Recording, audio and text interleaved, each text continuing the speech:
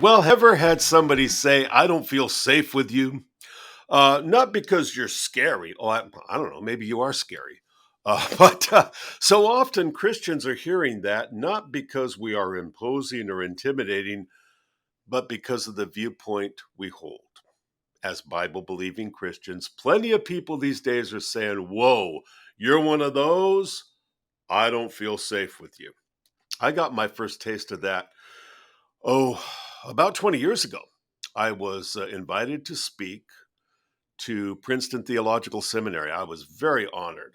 I thought this is a great opportunity, and I was excited. I was going to go there, knowing I would probably be among a very diverse group. Some people who would be what I would call evangelical or conservative, and other people who would be much more liberal. But whatever, I still was eager to share a little of my own story and some of my own thoughts about sexuality and Scripture and how we can live out the faith more effectively. And so I went in with a lot of anticipation. I walked into the sort of foyer area of the seminary, and I noticed a number of tables had been set up in one area, and each of them had a card on it saying, "This is a place of safety if today's speaker makes you feel unsafe."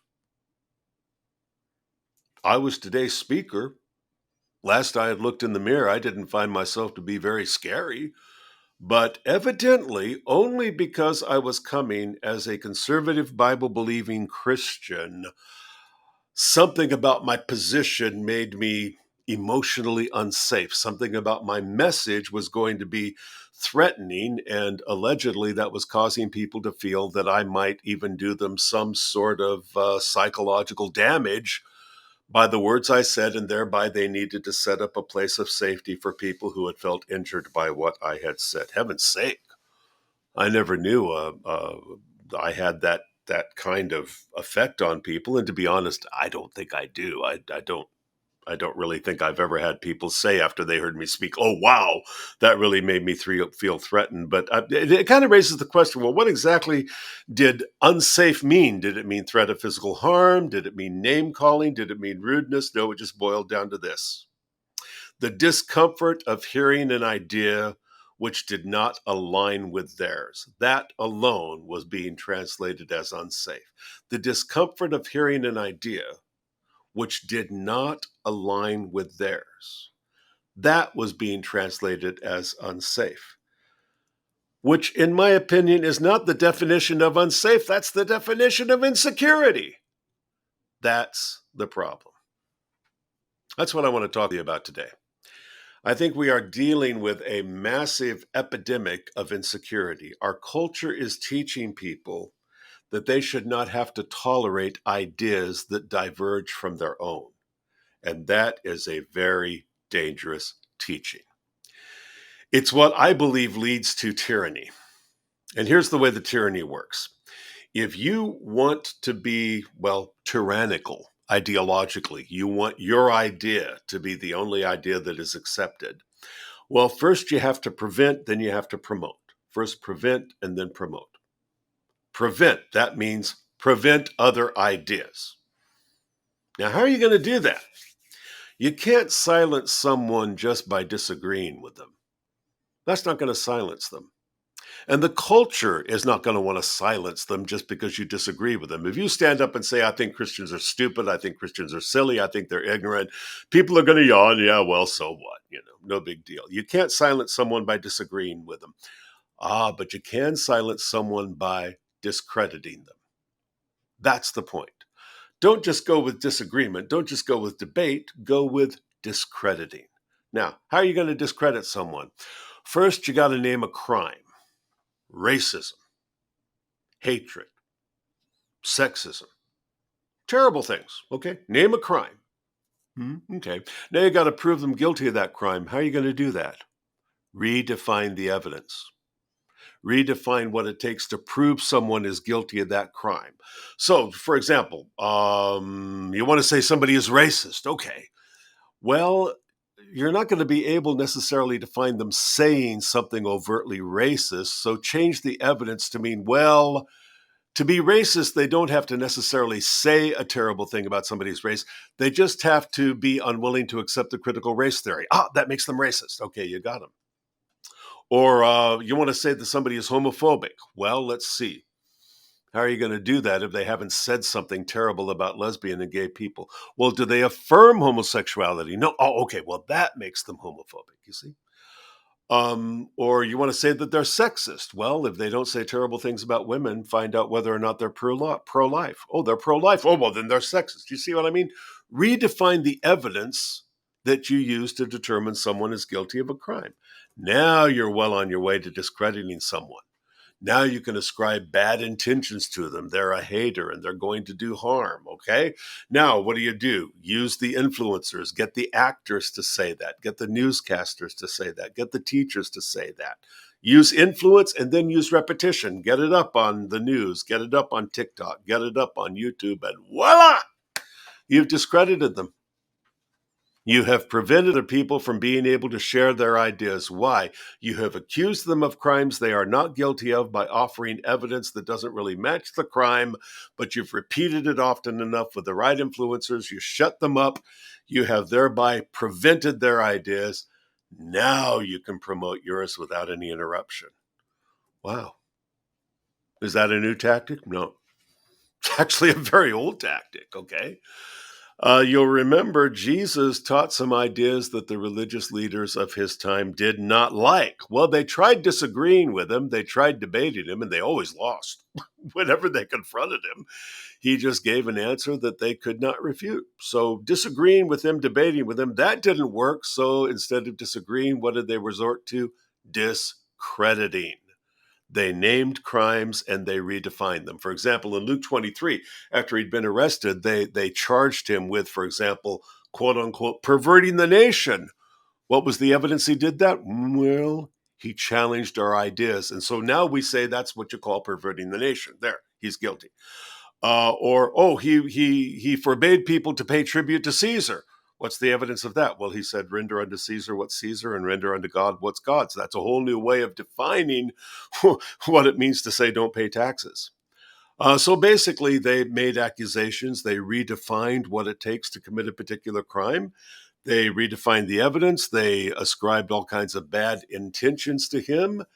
And then they used influencers. They got the chief priest and they got the leaders and the council and they resorted to repetition and they all cried at once he was guilty of these things. They knew something that people seem to have always known and they know it today.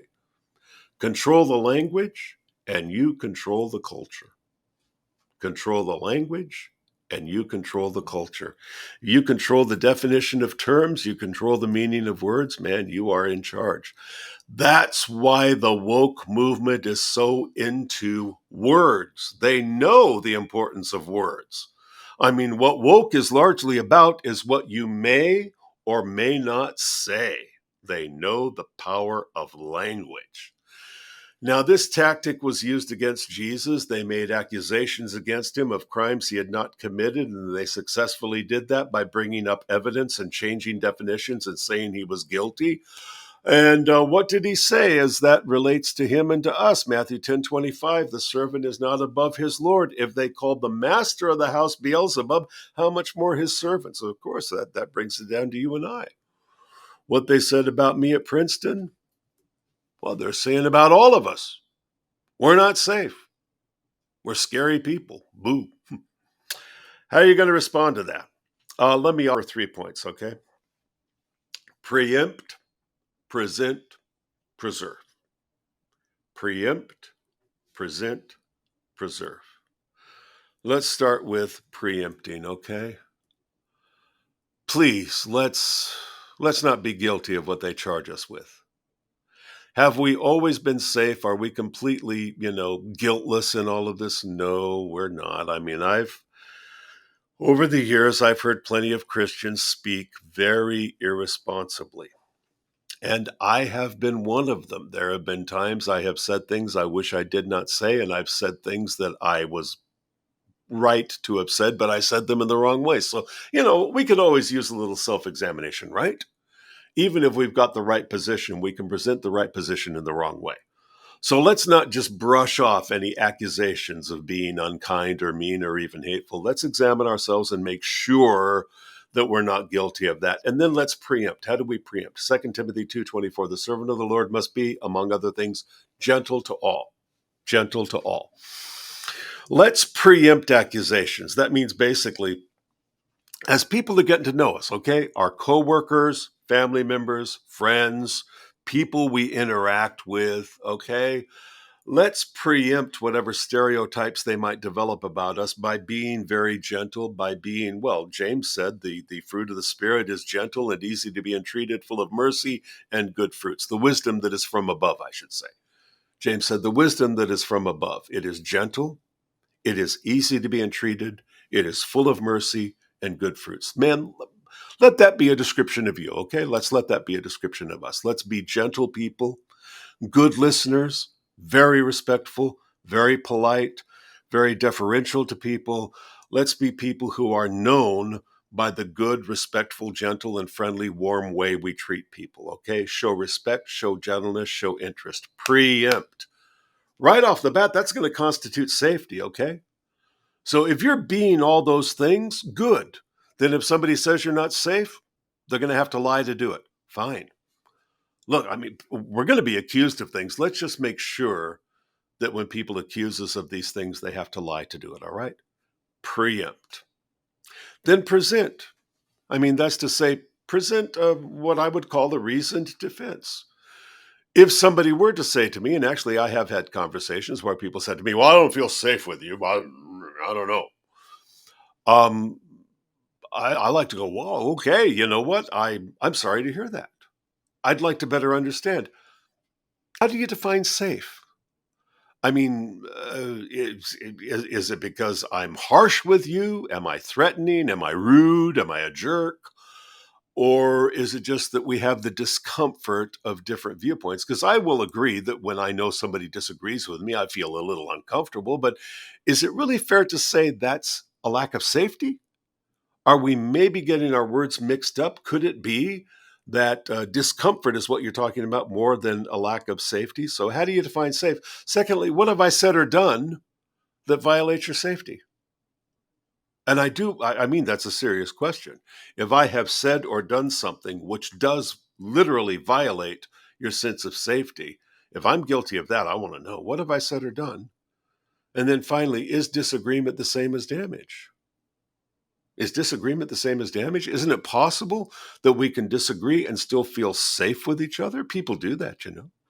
Okay, so present a reasoned defense instead of just, oh, what do you mean? That's ridiculous. I'm a perfectly safe person. Well, now you're just kind of proving their point. You want to show, hey, well, I'd like to talk about this. Let me offer a reasoned defense. How do you define safety? What have I said or done that violates your safety? And is disagreement the same as damage? And finally, preserve. That is to say, basically, hold fast, preserve the truth. Okay? In the interest of safety, you don't want to cave. I mean, I would like people to feel safe with me. I'd prefer that. Okay? But if somebody says, Joe, I feel unsafe with you. Okay, have I said something or done something in the wrong way? Well, it's because of what you believe. Oh, well, now I'm kind of stuck with what Peter and John said.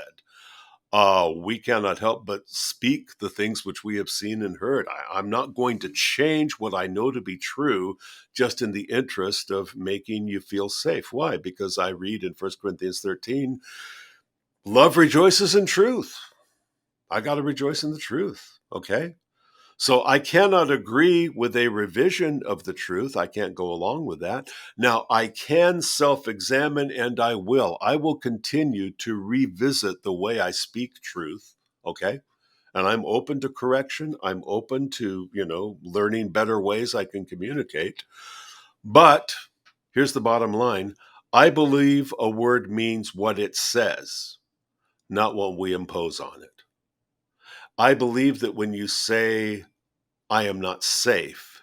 If you really can't show that I'm not safe, then I think you're using the wrong word. Perhaps you think I am stupid, or perhaps you think I am wrong, or perhaps you think I am ignorant, but it isn't really fair to say I am not safe. And that's how we respond to this crusade we are experiencing. And make no mistake about it, we are experiencing a crusade. Whether you want to call it the woke movement, the cancel culture movement, the social justice movement, All of that is basically about a crusade to revise our understanding of truth, our understanding of God, our understanding of humanity, our understanding of truth itself. This crusade is seeking to convert the infidels. And you and I, as Christians, we are considered the infidels who need converting. We can't convert. We can respect, we can listen, we can love, but we can't cave. God grant that when we are told we are unsafe, the people who accuse us of that will have to lie or, by the grace of God, reconsider what it means to be unsafe. And hopefully some redemptive dialogue can come from that. That's my prayer. I'll bet it's yours too. Okay, well, if you have not yet picked up a copy of my book, Christians in a Cancel Culture, that's the book I wrote, which this podcast is based on. And I wrote that to equip the average believer to be able to discuss the hot button issues of abortion, transgender, racism, homosexuality, progressive Christianity. I'm finding more and more these days Christians know where they stand, but they're trying to figure out how to take that stand. That's what I wrote the book for. So you can pick up a copy of that on Amazon.com. I wish that you would. And again, if you'd like to support us in this work, we'd love to have you as a partner. Go to joedallas.com/giving. Well, this is Christians in a Cancel Culture. We are here every week, and I will look forward to seeing you next week. I want to be talking with you about what is known as transgender theology, pro-transgender theology. I'm going to do a 2-part series on that starting next week. Look forward to seeing you then. Thanks for being here. God bless.